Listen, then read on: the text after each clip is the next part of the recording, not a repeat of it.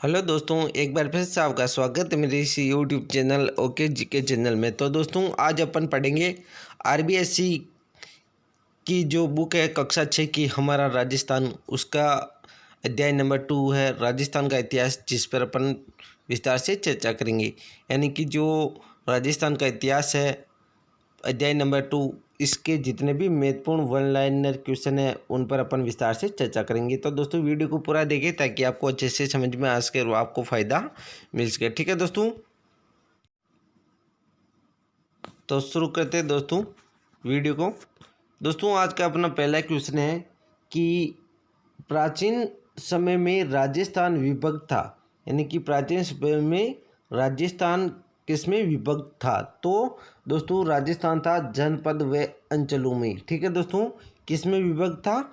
जनपद व अंचलों में विभक्त था क्या? राजस्थान। ठीक है, प्राचीन काल में दोस्तों यानी कि राजस्थान में क्या थे? जनपद व अंचल। ठीक है दोस्तों, वापस देखते हैं। प्राचीन समय में राजस्थान किन में विभक्त था? तो जनपद प्लस अंचलों में विभक्त था। ठीक है दोस्तों, ध्यान रखना, प्राचीन समय में राजस्थान किस में विभक्त था? जनपद प्लस अंचलों में विभक्त था। ठीक है दोस्तों, उसके बाद में 2 नंबर का क्वेश्चन है दोस्तों कि राजस्थान में किस भाग को मरु प्रदेश कहा जाता है? वेरी इंपॉर्टेंट क्वेश्चन है दोस्तों। राजस्थान के किस भाग को मरु प्रदेश कहा जाता है? तो दोस्तों कहा जाता है बीकानेर, नागौर, चूरू, गंगानगर, जैसलमेर व बाड़मेर। इनको क्या कहा जाता है दोस्तों? मरु प्रदेश। क्या? मरु प्रदेश के नाम से जाना जाता है इन क्षेत्रों को। किन किन को? बीकानेर, नागौर, चूरू, गंगानगर, जैसलमेर व बाड़मेर। ठीक है दोस्तों, अब अपन मानचित्र के माध्यम से समझते हैं ताकि आपको थोड़ा आसानी रहे समझने में। ठीक है दोस्तों, जैसे ये राजस्थान का मानचित्र है तो दोस्तों इसमें जो बीकानेर है तो बीकानेर यहाँ पर है। ठीक है, तो बीकानेर हो गया। उसके बाद में नागौर यहाँ पर हो जाएगा दोस्तों। उसके बाद में हो जाएगा चूरू यहाँ पर। उसके बाद में हो जाएगा दोस्तों गंगानगर। उसके बाद में हो जाएगा दोस्तों जैसलमेर, यहाँ पर जैसलमेर हो जाएगा। उसके बाद में हो जाएगा दोस्तों बाड़मेर। ठीक है दोस्तों, तो ये क्षेत्र जो है दोस्तों ये किस में आते हैं? मरु प्रदेश में। किस में? मरु प्रदेश में आते हैं। ठीक है दोस्तों, वापस देखते हैं एक बार राजस्थान के किस भाग को मरु प्रदेश कहा जाता है। तो एक तो बीकानेर हो गया जो ये वाला भाग है, एक नागौर यहाँ पर हो जाएगा। ठीक है दोस्तों, उसके बाद में चूरू हो जाएगा। ठीक है, ये वाला भाग। उसके बाद में श्री गंगानगर, जैसलमेर व बाड़मेर। ठीक है दोस्तों, ये किस में आते हैं? मरु प्रदेश में। ठीक है दोस्तों, उसके बाद में अपन आगे चलते हैं। तीसरा क्वेश्चन है मरु प्रदेश की जानकारी हमें कहाँ से मिलती है? वेरी इंपॉर्टेंट क्वेश्चन है। मरु प्रदेश जो थे उनकी जानकारी हमें कहाँ से मिलती है? तो दोस्तों इनकी जानकारी हमें मिलती है ऋग्वेद, यानी कि जो वेद है कितने? 4, जिसमें जो वेद है जिसमें मरु प्रदेश की जानकारी मिलती है वो है एक तो ऋग्वेद, फिर रामायण। ठीक है दोस्तों, उसके बाद में चरक संहिता व महाभारत। इनसे दोस्तों मरु प्रदेश की जानकारी प्राप्त होती। किन किन से? एक तो हो गया ऋग्वेद, उसके बाद में रामायण, उसके बाद में चरक संहिता, उसके बाद में है महाभारत। तो इन चारों से दोस्तों मरु प्रदेश की जानकारी मिलती है। ठीक है दोस्तों, और दोस्तों इस वीडियो को आप डेली देखें ताकि आपको ज़्यादा फ़ायदा हो। अगर आप एक वीडियो देख लोगे और फिर नहीं देखोगे तो आपको यानी कि फ़ायदा नहीं होगा। तो इसलिए आप कंटिन्यू देखें ताकि आपको यानी कि अलग से हमारा राजस्थान को पढ़ने की ज़रूरत नहीं पड़े। ठीक है दोस्तों, जो भी मेन क्वेश्चन है इसमें है तो आप इसका अध्ययन करें ताकि आपको फ़ायदा मिले। उसके बाद में नेक्स्ट क्वेश्चन है दोस्तों कि आर्यों का प्रारंभिक जनतंत्र कौन सा था? क्या दोस्तों? जो आर्य थे उनका प्रारंभिक जनतंत्र कौन सा था? तो आंसर होगा दोस्तों मरु प्रदेश। कौन सा? मरु प्रदेश। यानी कि सर्वाधिक आर्य किस क्षेत्र में निवास करते थे? तो मरु प्रदेश में। ठीक है दोस्तों, ध्यान रखना, यानी कि आर्यों का प्रारंभिक जनतंत्र कौन सा था? तो मरु प्रदेश था। कौन सा? मरु प्रदेश। और मरु प्रदेश में कौन कौन से आते हैं? बीकानेर हो गया, नागौर हो गया, चूरू, गंगानगर, जैसलमेर व बाड़मेर। दोस्तों ये मरु प्रदेश के अंतर्गत आते हैं। चौथा नंबर का जो क्वेश्चन है कि आर्यों का प्रारंभिक जनतंत्र कौन सा था? तो आंसर होगा मरु प्रदेश। कौन सा? मरु प्रदेश। ठीक है दोस्तों, ध्यान रखना। जंगल प्रदेश में कौन सा क्षेत्र आता है? वेरी इंपॉर्टेंट क्वेश्चन है, पूछा हुआ क्वेश्चन है, नोट कर लेना दोस्तों। जंगल प्रदेश में कौन सा क्षेत्र आता है? तो वर्तमान बीकानेर, नागौर और जोधपुर का कुछ भाग, ये किस में आते हैं दोस्तों? जंगल प्रदेश में। वेरी इंपॉर्टेंट क्वेश्चन है, अच्छे से याद करना दोस्तों। जंगल प्रदेश में कौन सा क्षेत्र आता है? तो दोस्तों वर्तमान बीकानेर आता है एक तो, ठीक है, उसके बाद में आता है नागौर और उसके बाद में आता है जोधपुर का कुछ भाग। ये किस में आते हैं दोस्तों? जंगल प्रदेश में। किस में? जंगल प्रदेश में आते हैं। वेरी इंपॉर्टेंट क्वेश्चन है, वापस देखते हैं एक बार। ठीक है दोस्तों, जंगल प्रदेश में कौन सा क्षेत्र आता है? क्वेश्चन क्या है? जंगल प्रदेश में कौन सा क्षेत्र आता है? तो वर्तमान तो बीकानेर हो गया, नागौर और जोधपुर का कुछ भाग, ये किस में आते हैं दोस्तों? जंगल प्रदेश में। ठीक है दोस्तों, उसके बाद में दोस्तों नेक्स्ट क्वेश्चन, जंगल प्रदेश की राजधानी थी तो अहि छत्रपुर, कौन सी? अहि छत्रपुर। ध्यान रखना दोस्तों, जंगल प्रदेश की राजधानी कौन सी? अहि छत्रपुर नागौर। ठीक है दोस्तों, ध्यान रखना, अहि छत्रपुर नागौर। ठीक है दोस्तों, ध्यान रखना, ऑप्शन में आपको दोस्तों अहि छत्रपुर देंगे, तो ध्यान रखना जंगल प्रदेश की राजधानी कौन सी थी? तो आंसर होगा दोस्तों अहि छत्रपुर। कौन सी? अहि छत्रपुर। ठीक है दोस्तों, ध्यान रखना। और इसके बाद में एक क्वेश्चन और आता है कि नागौर का प्राचीन नाम क्या था? तो नागौर का प्राचीन नाम भी अहि छत्रपुर था। क्या था? अहि छत्रपुर। ये ध्यान रखना, वेरी इंपॉर्टेंट है, कंफ्यूज मत होना दोस्तों। जंगल प्रदेश की राजधानी पूछे तो अहि छत्रपुर, और नागौर का प्राचीन नाम पूछे तो भी अहि छत्रपुर। ध्यान रखना दोस्तों, ये दो क्वेश्चन है। जंगल प्रदेश की राजधानी कौन सी थी? अहि छत्रपुर, और नागौर का प्राचीन नाम क्या था? अहि छत्रपुर। क्या दोस्तों? नागौर का प्राचीन नाम क्या है? अहि छत्रपुर। क्या दोस्तों? अहि छत्रपुर। ठीक है दोस्तों, ध्यान रखना। वापस देखते हैं 5 नंबर को जो क्वेश्चन है उसको वापस देखते हैं ताकि आपको अच्छे समझ में आ सके। जंगल प्रदेश में कौन सा क्षेत्र आता है? तो दोस्तों देखते हैं, वर्तमान बीकानेर, ठीक है दोस्तों, इसे जंगल प्रदेश के नाम से जाना जाता है। फिर नागौर और जोधपुर का कुछ भाग, इनको अपन क्या बोलते हैं? जंगल प्रदेश बोलते हैं। अधिकतर जो ऑप्शन में देते हैं आंसर वो बीकानेर अधिकतर देते हैं, क्योंकि मेन यही है जंगल प्रदेश का। ठीक है दोस्तों, ध्यान रखना दोस्तों, तीनों आपको ध्यान रखने। अगर आपको बीकानेर नहीं देंगे तो फिर नागौर देंगे या फिर जोधपुर देंगे, तो तीनों आपको ध्यान रखने। तीनों किस में आते हैं? जंगल प्रदेश में। कौन कौन से जंगल प्रदेश में आते हैं? बीकानेर, नागौर वे जोधपुर, ये किस में आते हैं? जंगल प्रदेश में। फिर क्वेश्चन था 6 नंबर का कि जंगल प्रदेश की राजधानी थी तो अहि छत्रपुर, कौन सी? अहि छत्रपुर। ठीक है दोस्तों, जंगल प्रदेश की राजधानी कौन सी थी? अहि छत्रपुर। ठीक है दोस्तों, उसके बाद में है दोस्तों अहि छत्रपुर को वर्तमान में कहा जाता है। वेरी इंपॉर्टेंट है, अभी मैं बता रहा था आपको कि अहि छत्रपुर को वर्तमान में क्या कहा जाता है? तो नागौर, यानी कि नागौर का प्राचीन नाम क्या है? अहि छत्रपुर। क्या दोस्तों? अहि छत्रपुर। ध्यान रखना, अहि छत्रपुर को वर्तमान में कहा जाता है नागौर, और नागौर का प्राचीन नाम क्या है? अहि छत्रपुर। क्या दोस्तों? अहि छत्रपुर। ठीक है दोस्तों, उसके बाद में यादव वंश के बलराम और श्री कृष्ण द्वारिका जाते समय किस क्षेत्र से गुजरे थे? तो जंगल प्रदेश से। वेरी इंपॉर्टेंट क्वेश्चन है दोस्तों, ध्यान रखना दोस्तों। जो मैं बता रहा हूँ इनकी एक एक लाइन को आप अच्छे से याद कर लेना, क्योंकि ये आरबीएससी की बुकें हैं जो वर्तमान में चल रही है हमारे राजस्थान, तो राजस्थान जीके में इनसे क्वेश्चन पूछने के ज़्यादा चांस है, तो आपको इनको अच्छे से याद कर लें। यादव वंश के बलराम और श्री कृष्ण द्वारिका जाते समय किस क्षेत्र से गुजरे थे? तो जंगल प्रदेश से गुजरे थे। ध्यान रखना, यादव वंश के बलराम और श्री कृष्ण जी द्वारिका जाते समय किस क्षेत्र से गुजरे थे? जंगल प्रदेश से। कहाँ से? जंगल प्रदेश से। ध्यान रखना दोस्तों, भगवान राम, श्री कृष्ण और बलराम जी दोनों यानी कि जब द्वारिका जा रहे थे तो कहाँ से गुजरे थे? तो जंगल प्रदेश से। उसके बाद 9 नंबर का क्वेश्चन है, कौन से जनपद का उल्लेख ऋग्वेद से मिलता है? वेरी इंपॉर्टेंट है, अच्छे से याद कर लेना, पूछा हुआ क्वेश्चन है दोस्तों।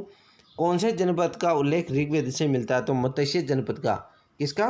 मत्स्य जनपद का उल्लेख मिलता है। ध्यान रखना दोस्तों, कौन से जनपद का उल्लेख ऋग्वेद से मिलता है? मत्स्य जनपद का। किसका? मत्स्य जनपद का। ध्यान रखना, कौन से जनपद का उल्लेख ऋग्वेद से मिलता है? तो मत्स्य जनपद का। वेरी इंपॉर्टेंट है, अच्छे से याद करना दोस्तों, कौन से जनपद का उल्लेख ऋग्वेद से मिलता है? मत्स्य जनपद का। किसका? मत्स्य जनपद का। ध्यान रखना दोस्तों, कौन से जनपद का उल्लेख ऋग्वेद से मिलता है? तो मत्स्य जनपद का। ठीक है, उसके बाद नेक्स्ट क्वेश्चन है दोस्तों, महाभारत काल में मत्स्य जनपद की राजधानी थी। वेरी इंपॉर्टेंट है, पूछा हुआ क्वेश्चन है, अच्छे से याद करना। महाभारत काल में मत्स्य जनपद की राजधानी थी तो विराटनगर। कौन सी? विराटनगर। पूछा हुआ क्वेश्चन है, बहुत सी बार है, बहुत ही महत्वपूर्ण क्वेश्चन है। महाभारत काल में मत्स्य जनपद की राजधानी थी विराटनगर। कौन सी? विराटनगर। ध्यान रखना कौन सी है? विराटनगर। वापस बोल रहा हूँ, महाभारत काल में मत्स्य जनपद की राजधानी कौन सी थी? विराटनगर। ठीक है, उसके बाद में नेक्स्ट क्वेश्चन है दोस्तों कि मत्स्य जनपद वर्तमान किस क्षेत्र में आता है? तो दोस्तों मत्स्य जनपद वर्तमान किस क्षेत्र में आता है? अलवर में, जयपुर के मध्य भाग का। ठीक है दोस्तों, अलवर व जयपुर का मध्य भाग, ये किस में आता है? मत्स्य जनपद में आता है। ठीक है दोस्तों, ध्यान रखना, मत्स्य जनपद वर्तमान में किस क्षेत्र में आता है? ठीक है दोस्तों, तो ये आता है जयपुर का मध्य भाग व अलवर का भाग, ये किस में आते हैं दोस्तों? मत्स्य जनपद में आते हैं। ध्यान रखना, बहुत ही महत्वपूर्ण है। मत्स्य जनपद वर्तमान में किस क्षेत्र में आता है? अलवर प्लस जयपुर का मध्य भाग, इसमें यानी कि मत्स्य जनपद आता है। क्वेश्चन क्या? मत्स्य जनपद वर्तमान में किस में आता है? तो अलवर प्लस जयपुर के मध्य भाग में, यानी कि मत्स्य जनपद आता है। ठीक है दोस्तों, मत्स्य जनपद का वर्णन किस यात्री ने किया? वेरी इंपॉर्टेंट क्वेश्चन है, पूछा हुआ क्वेश्चन है, अच्छे से याद करना। मत्स्य जनपद का वर्णन किस यात्री ने किया? तो चीनी यात्री युआन चांग ने। किसने? चीनी यात्री युआन चांग ने दोस्तों मत्स्य जनपद का वर्णन किया था। वेरी इंपॉर्टेंट है, मत्स्य जनपद का वर्णन किस यात्री ने किया था दोस्तों? चीनी यात्री युआन चांग ने। किसने? चीनी यात्री युआन चांग ने। ध्यान रखना दोस्तों, मत्स्य जनपद का वर्णन किस यात्री ने किया? चीनी यात्री युआन चांग ने। किसने? चीनी यात्री युआन चांग ने किया था। बहुत ही महत्वपूर्ण है दोस्तों, मत्स्य जनपद का वर्णन किस यात्री ने किया था? चीनी यात्री युआन चांग ने। किसने? चीनी यात्री युआन चांग ने किया था। उसके बाद में दोस्तों 13 नंबर का क्वेश्चन, राजस्थान के भरतपुर, धौलपुर और करौली का भूभाग किस नाम से जाना जाता है? तो दोस्तों ये आंसर होगा सूरसेन जनपद। वेरी इंपॉर्टेंट है, ये भी पूछा हुआ क्वेश्चन है दोस्तों, ध्यान रखना। राजस्थान का भरतपुर, धौलपुर व करौली का भूभाग किस नाम से जाना जाता है? तो सूरसेन जनपद के नाम से। किसके नाम से? सूरसेन जनपद के नाम से जाना जाता है। ठीक है दोस्तों, वापस देखते हैं जो 12 नंबर का क्वेश्चन है दोस्तों, मत्स्य जनपद का वर्णन किस यात्री ने किया? तो दोस्तों जो मत्स्य जनपद है इसका वर्णन दोस्तों चीनी यात्री युआन चांग ने किसने किया दोस्तों? किसने? युआन चांग ने। किसने किया दोस्तों? युआन चांग ने। बहुत ही महत्वपूर्ण है, मत्स्य जनपद का वर्णन किस यात्री ने किया था? चीनी यात्री युआन चांग ने। फिर है राजस्थान के भरतपुर, धौलपुर व करौली का भूभाग किस नाम से जाना जाता है? तो सूरसेन जनपद के नाम से। किसके नाम से? सूरसेन जनपद के नाम से जाना जाता है। ठीक है दोस्तों, ध्यान रखना, बहुत ही महत्वपूर्ण है। उसके बाद में सूरसेन जनपद की राजधानी कौन सी थी? मथुरा थी। कौन सी? मथुरा। जो रीड 2018 में पूछा हुआ क्वेश्चन है दोस्तों, ध्यान रखना। SST का जो यानी कि पेपर था उसमें ये पूछा हुआ है कि सूरसेन जनपद की राजधानी कौन सी थी। वेरी इंपॉर्टेंट है, तो मथुरा। कौन सी? मथुरा थी। ध्यान रखना दोस्तों, बहुत ही महत्वपूर्ण क्वेश्चन है।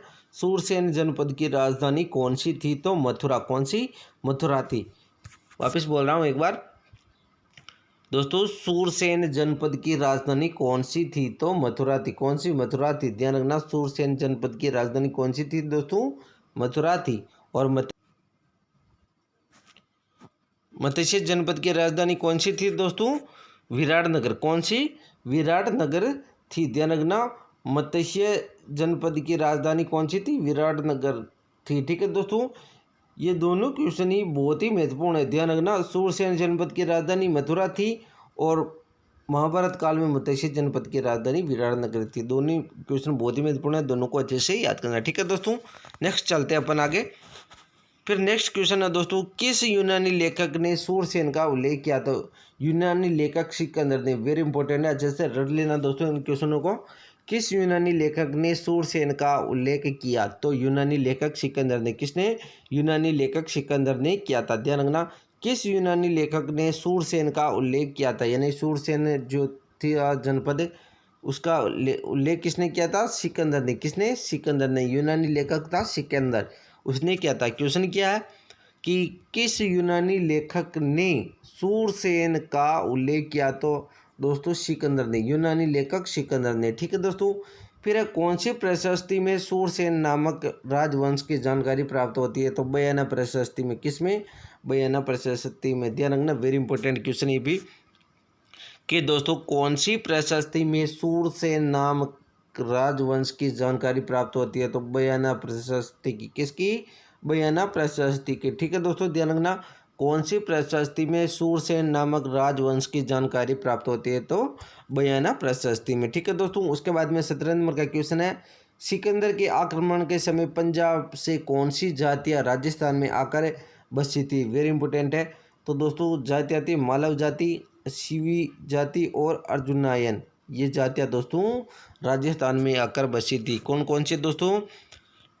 मालव, सीवी व अर्जुनायन, ये जातियाँ राजस्थान में आकर बसी थी। कब? सिकंदर के आक्रमण के समय पंजाब से आने वाली जातियाँ राजस्थान में कौन सी थी? मालव, सीवी व अर्जुनायन। ठीक है दोस्तों, वापस देखते हैं एक बार। सिकंदर के आक्रमण के समय पंजाब से कौन सी जातियाँ राजस्थान में आकर बसी? तो मालव, सीवी और अर्जुनायन। ठीक है दोस्तों।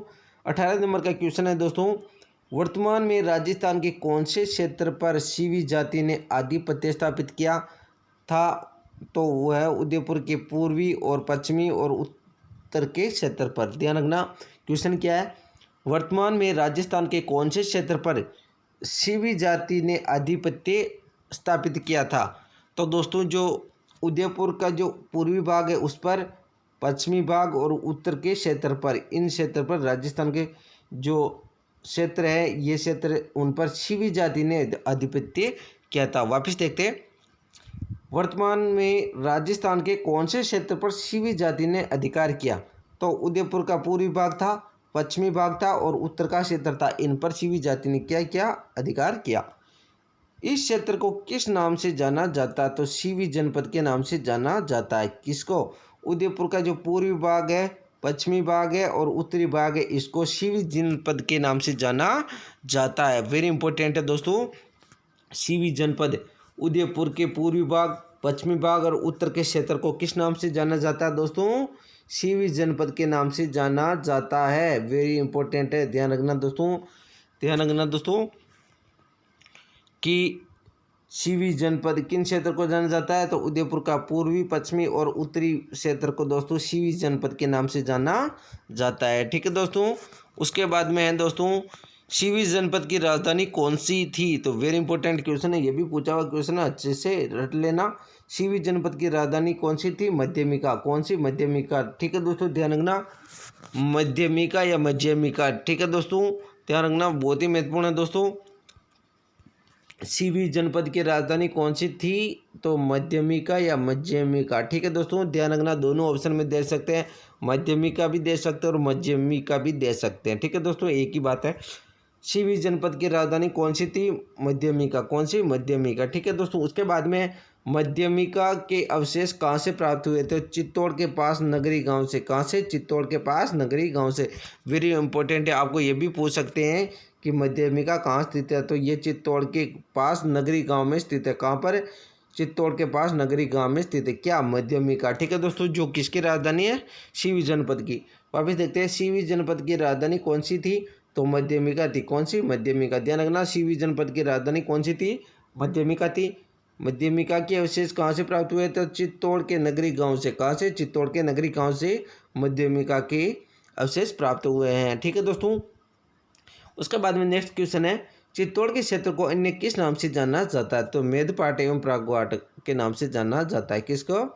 जो चित्तौड़ का जो क्षेत्र है उसको अन्य किस नाम से जाना जाता है? तो मेदपाट व प्रागवाट के नाम से जाना जाता है। ठीक है दोस्तों, ध्यान रखना, चित्तौड़ का जो आसपास का जो क्षेत्र है उसको किस नाम से जाना जाता है? मेदपाट व प्रागवाट के नाम से। किसके नाम से? मेदपाट तथा प्रागवाट के नाम से जाना जाता है। ठीक है दोस्तों।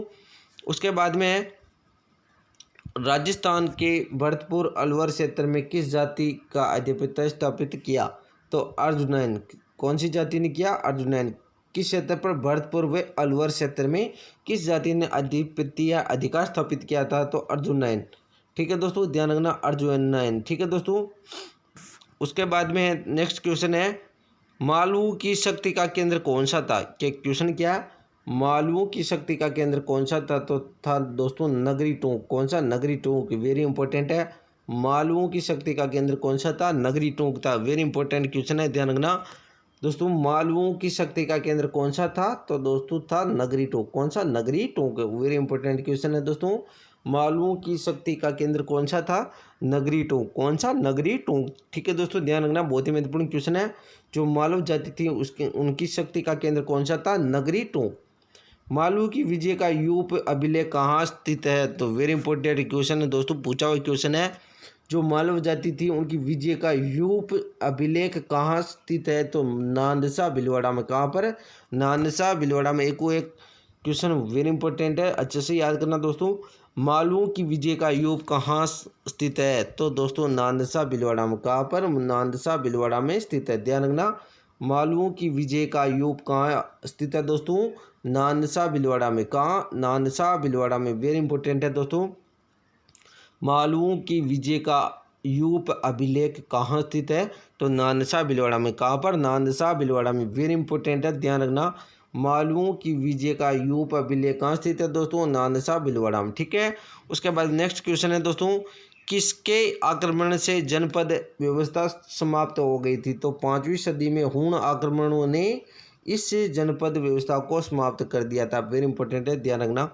किसके आक्रमण से जनपद व्यवस्था समाप्त हो गई? तो दोस्तों 5वीं सदी में जब हूणों ने आक्रमण किया, यानी हूण जाति ने आक्रमण किया, तब से जनपद व्यवस्था समाप्त हो गई। ठीक है दोस्तों, नेक्स्ट क्वेश्चन है दोस्तों, जनपदों के पतन का वर्णन कहाँ से मिलता है? तो वृहद संहिता नामक ग्रंथ से। वेरी इंपॉर्टेंट है दोस्तों, वापस बोल रहा हूँ, जनपदों के पतन का वर्णन कहाँ मिलता है? वृहद संहिता नामक ग्रंथ से। कहाँ से? वृहद संहिता नामक ग्रंथ से, ध्यान रखना। जनपदों के पतन का वर्णन दोस्तों वृहद संहिता नामक ग्रंथ से मिलता है। किसका? जनपदों के पतन का वर्णन कहाँ मिलता है? वृहद संहिता नामक ग्रंथ से। ठीक है दोस्तों, उसके बाद में जनपद की समाप्ति के बाद यह क्षेत्र अलग अलग नामों से जाने गए। तो वो थे मेवाड़, वागड़, मारवाड़, हाड़ौती, ढूंढाड़ व मेवात। ये जनपद अलग अलग नामों से जाने गए थे। कब? जब जनपदों की समाप्ति हो गई, यानी जनपद समाप्त हो गए, तब दोस्तों। ठीक है दोस्तों, ये क्षेत्र अलग अलग नामों से जाने गए। कौन कौन से? मेवाड़, वागड़, मारवाड़, हाड़ौती, ढूंढाड़ व मेवाड़। ठीक है दोस्तों, उसके बाद में है प्राचीन शिवी जनपद का क्षेत्र किस नाम से जाना जाता है? तो वेरी इंपॉर्टेंट है ये भी। ठीक है दोस्तों, तो दोस्तों जो नेक्स्ट क्वेश्चन है कि प्राचीन शिवी जनपद का क्षेत्र किस नाम से जाना जाता है? तो मेवाड़ के नाम से। किसके? मेवाड़ के नाम से। यानी जो शिवी जनपद है इसको किस नाम से जाना जाता? मेवाड़ जनपद के नाम से। किसके नाम से? मेवाड़ जनपद के नाम से। ठीक है दोस्तों, ध्यान रखना, जो प्राचीन शिवी जनपद था उसको किस नाम से जाना जाता था? मेवाड़ के नाम से। किसके नाम से? मेवाड़ के नाम से। ध्यान रखना, बहुत ही महत्वपूर्ण है दोस्तों। प्राचीन शिवी जनपद का जो क्षेत्र है उसको किस नाम से जाना जाता? तो मेवाड़ क्षेत्र के नाम से। किसके? मेवाड़ क्षेत्र के नाम से। ठीक है दोस्तों, बहुत ही महत्वपूर्ण है। वापस देखते हैं एक बार, प्राचीन शिवी जनपद का क्षेत्र किस नाम से जाना जाता है? तो मेवाड़ क्षेत्र के नाम से। फिर है मेवाड़ की कुल कितनी राजधानियाँ है और रही है? जो मेवाड़ है उसकी कुल कितनी राजधानियाँ रही है? तो 7। कौन कौन सी? नागदा, आहड़, कल्याणपुरा, चित्तौड़, कोंबलगढ़, चावंड और उदयपुर। वेरी इंपॉर्टेंट क्वेश्चन है, आपको ये ध्यान रखना कि मेवाड़ की कितनी राजधानियाँ रही है? तो 7। गाइड में ये क्वेश्चन कहीं नहीं मिलेगा दोस्तों, आपको ध्यान रखना। मेवाड़ की कुल कितनी राजधानियाँ रही है? 7, जिसमें दोस्तों जो नागदा, आहड़ और चावंड ये बहुत ही महत्वपूर्ण राजधानियाँ रही। ठीक है दोस्तों, वापस देखते हैं, मेवाड़ की कुल कितनी राजधानियाँ रही है? 7। आपको पूछ सकते हैं दोस्तों, तो ध्यान रखिए, नागदा, आहड़, कल्याणपुरा, चित्तौड़, कुंभलगढ़ चावंड और उदयपुर। ठीक है दोस्तों, ध्यान रखना, बहुत ही महत्वपूर्ण है ये क्वेश्चन। मेवाड़ की कुल कितनी राजधानियाँ थी? 7।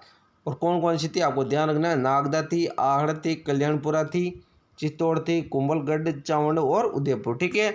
उसके बाद में है दोस्तों, राजस्थान के कितने क्षेत्र वागड़ के नाम से जाने जाते हैं? तो 2।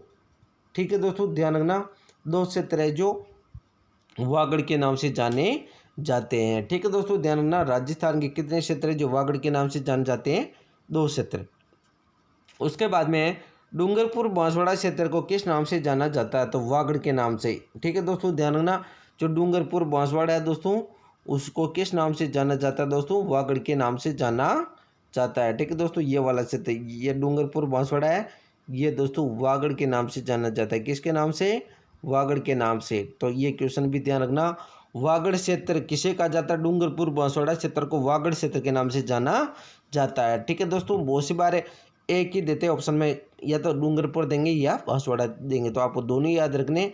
डूंगरपुर बांसवाड़ा क्षेत्र को वागड़ के नाम से जाना जाता है। फिर है पिलानी के पास नरहड़ क्षेत्र को भी वागड़ कहा जाता है। अब दोनों क्वेश्चन आगे, पहला जो 31 नंबर का जो क्वेश्चन था कि राजस्थान के कितने क्षेत्र वागड़ के नाम से जाने जाते हैं? तो 2। ठीक है दोस्तों, अब जिसमें पहला जो वागड़ का क्षेत्र है कि डूंगरपुर और बांसवाड़ा क्षेत्र को दोस्तों किस नाम से जाना जाता है? वागड़ के क्षेत्र के नाम से। तो एक क्षेत्र दिया हो गया कि डूंगरपुर बांसवाड़ा क्षेत्र को वागड़ क्षेत्र के नाम से जाना जाता है। उसके बाद दूसरा क्षेत्र जो आता है कि पिलानी जो झुंझुनू में नरहड़ क्षेत्र को दोस्तों वागड़ के नाम से जाना जाता है। तो ये दूसरा क्षेत्र आ गया। तो ध्यान रखना, पिलानी के पास नरहड़ जो क्षेत्र है, नरहड़ जो झुंझुनू में है, पिलानी और नरहड़ दोनों झुंझुनू में है। पिलानी के पास नरहड़ का जो क्षेत्र है उसे वागड़ के नाम से जाना जाता है। तो 2 क्षेत्र है जो वागड़ कहलाते हैं, एक तो है डूंगरपुर बांसवाड़ा के क्षेत्र को वागड़ कहा जाता है, और पिलानी के पास नरहड़ क्षेत्र है, इसे वागड़ के नाम से जाना जाता है। ठीक है दोस्तों, फिर है दोस्तों, मरु प्रदेश को वर्तमान में किस नाम से जाना जाता है? तो मारवाड़ के नाम से। ध्यान रखना, जो अपन ने पहले पढ़े थे कि मरु प्रदेश में कौन कौन से जिला आते, तो वो अभी मारवाड़ के नाम से जाने जाते हैं। ठीक है दोस्तों, मरु प्रदेश को वर्तमान में किस नाम से जाना जाता है? मारवाड़ के नाम से जाना जाता है। किसको? मरु प्रदेश को मारवाड़ के नाम से जाना जाता है। उसके बाद में नेक्स्ट क्वेश्चन आता है दोस्तों, मंडोर पर 7वीं शताब्दी में किसका शासन था? वेरी इंपॉर्टेंट क्वेश्चन है, पूछा हुआ क्वेश्चन है। तो गुर्जर प्रतिहारों का। किनका? गुर्जर प्रतिहारों का। सेकंड ग्रेड में पूछा हुआ क्वेश्चन है कि मंडोर पर 7वीं शताब्दी में किनका शासन था? गुर्जर प्रतिहारों का। किनका? गुर्जर प्रतिहारों का। ध्यान रखना, मंडोर पर 7वीं शताब्दी में किनका शासन था दोस्तों? गुर्जर प्रतिहारों का। ठीक है। फिर है कोटा बूंदी का क्षेत्र वर्तमान में किस नाम से जाना जाता है? तो हाड़ौती के नाम से। तो हाड़ौती में 4 जिले आते हैं दोस्तों, कोटा, बूंदी, बारा, झालावाड़। कौन से? कोटा, बूंदी, बारा, झालावाड़ हाड़ौती क्षेत्र में आता है, सभी को पता है दोस्तों आपको। उसके बाद में है दोस्तों, कोटा बूंदी पर प्राचीन काल में किस जनजाति का शासन था? तो मीणा जनजाति का। किनका? मीणा जनजाति का। ठीक है दोस्तों, कोटा बूंदी जो क्षेत्र है प्राचीन काल में किस जनजाति का शासन था? मीणा जनजाति का। किनका? मीणा जनजाति का कोटा क्षेत्र में शासन था। ठीक है दोस्तों, फिर है बूंदी का नामकरण किस नाम पर हुआ था? क्या दोस्तों क्वेश्चन है, बूंदी का नामकरण किसके नाम पर हुआ था? तो जो बूंदा मीणा था उनके नाम पर दोस्तों बूंदी का नाम पड़ा। किनके नाम पर? बूंदा मीणा था राजा, उसके नाम पर। ठीक है दोस्तों, ध्यान रखना, बूंदी का नामकरण किसके नाम पर हुआ था? बूंदा मीणा राजा था उसके नाम पर। ठीक है दोस्तों, ध्यान रखना, बूंदी का नामकरण किसके नाम पर हुआ था? बूंदा मीणा के नाम पर।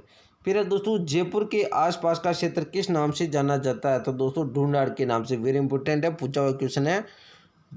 जयपुर को किस नाम से जाना जाता है प्राचीन काल में? तो वो ढूंढाड़। ठीक है दोस्तों, यानी जयपुर के जो आसपास का क्षेत्र है उसे ढूंढाड़ के नाम से जाना जाता है। जयपुर व उसके आसपास का क्षेत्र ढूंढाड़ के नाम से जाना जाता है। वेरी इंपॉर्टेंट क्वेश्चन है, रट लेना। जयपुर के आसपास के क्षेत्र को किस नाम से जाना जाता है? ढूंढाड़ के नाम से। किसके नाम से? ढूंढाड़ के नाम से। उसके बाद में कछवा वंश से पहले यहाँ किसका शासन था? तो मीणा और बड़गुजरों का। किसका? मीणा व बड़गुजरों। कहाँ पर? जयपुर का जो क्षेत्र है वहाँ पर कछवा वंश से पहले किनका शासन था?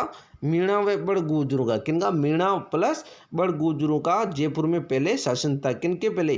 कछवा वंश नहीं आया उससे पहले जयपुर में मीणा व बड़गुजरों का शासन था। ध्यान रखना, बहुत ही महत्वपूर्ण क्वेश्चन है। वापस देखते हैं, ये 39 नंबर का क्वेश्चन बहुत ही महत्वपूर्ण है। जयपुर के आसपास का क्षेत्र किस नाम से जाना जाता है? ढूंढाड़ के नाम से। ठीक है। कछवा वंश से पहले यहाँ पर किसका शासन था? तो मीणा प्लस बड़गुजरू का। कहाँ पर? जयपुर में। ठीक है, कछवा वंश से पहले। अलवर भरतपुर का क्षेत्र किस नाम से जाना जाता है? तो मेवात के नाम से। किसके नाम से? मेवात के नाम से। अलवर भरतपुर के क्षेत्र को मेवात क्षेत्र कहा जाता है। वेरी इंपॉर्टेंट क्वेश्चन पूछा हुआ क्वेश्चन है दोस्तों, ध्यान रखना। अलवर भरतपुर का क्षेत्र दोस्तों मेवात का क्षेत्र कहलाता है। ठीक है दोस्तों, अलवर भरतपुर को मेवात क्षेत्र के नाम से जाना जाता है। वापस बोल रहा हूँ, अलवर भरतपुर को दोस्तों मेवात क्षेत्र के नाम से जाना जाता है। फिर उसके बाद में है, मेवात क्षेत्र में किस जनजाति का आधिपत्य था? तो मेव जाति का। किसका? मेव जाति का। ठीक है दोस्तों, मेवात जो क्षेत्र है उसमें दोस्तों मेव जाति का आधिपत्य था, अधिकार था। ठीक है। मेव जाति का प्रसिद्ध नायक कौन था? तो दोस्तों हसन खां मेवाती। कौन? हसन खां मेवाती। वेरी इंपॉर्टेंट है। मेव जाति का प्रसिद्ध नायक कौन था? हसन खां मेवाती। वेरी इंपॉर्टेंट क्वेश्चन है, ध्यान रखना। मेव जाति का प्रसिद्ध नायक कौन था? हसन खां मेवाती। कौन? हसन खां मेवाती। ध्यान रखना दोस्तों, मेव जाति का प्रसिद्ध नायक कौन था? हसन खां मेवाती। कौन? हसन खां मेवाती। ध्यान रखना दोस्तों, मेव जाति का प्रसिद्ध नायक कौन था? हसन खां मेवाती। कौन? हसन खां मेवाती। ठीक है। हसन खां मेवाती किस युद्ध में रणसंगा की ओर से लड़ा? तो खानवा के युद्ध में। वेरी इंपॉर्टेंट क्वेश्चन है दोस्तों, ध्यान रखना। हसन खां मेवाती किस युद्ध में रणसंगा की ओर से लड़ा? तो खानवा के युद्ध में। ठीक है दोस्तों, ध्यान रखना, बहुत ही महत्वपूर्ण है। हसन खां मेवाती दोस्तों किस युद्ध में रणसंगा की ओर से लड़ा? तो खानवा के युद्ध में। ठीक है दोस्तों, तो दोस्तों ये थी आज की वीडियो। दोस्तों आशा करता हूँ वीडियो पसंद आई होगी। अगर वीडियो पसंद आए तो दोस्तों कमेंट करके जरूर बताएं कि आपको वीडियो कैसा लगा। और दोस्तों अगर आप मेरे चैनल पर पहली बार हो तो चैनल को सब्सक्राइब करें, ताकि आने वाली हर वीडियो का नोटिफिकेशन आपको प्राप्त हो सके। और बेल आइकन को ऑन रखें ताकि नोटिफिकेशन आप तक पहुँच सके। तब तक के लिए जय हिंद, जय भारत।